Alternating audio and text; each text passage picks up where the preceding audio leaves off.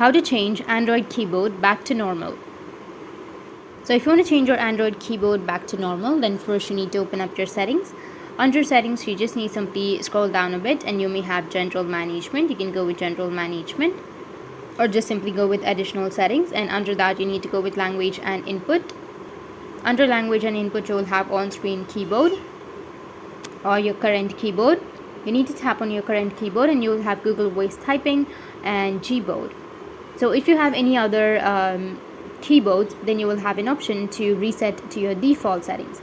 So you just need simply go with your manage keyboards, and here you may have reset to default settings option. You just need to simply tap on reset, which will be in Samsung devices at most, or on OPPO device you'll have reset option. You can just simply tap on reset and it will reset your keyboard to your original settings.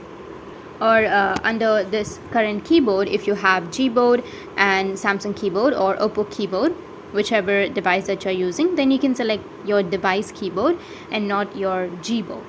In this way you'll be able to change your Android keyboard back to normal. And if you have any questions, feel free to comment below. Thanks for watching.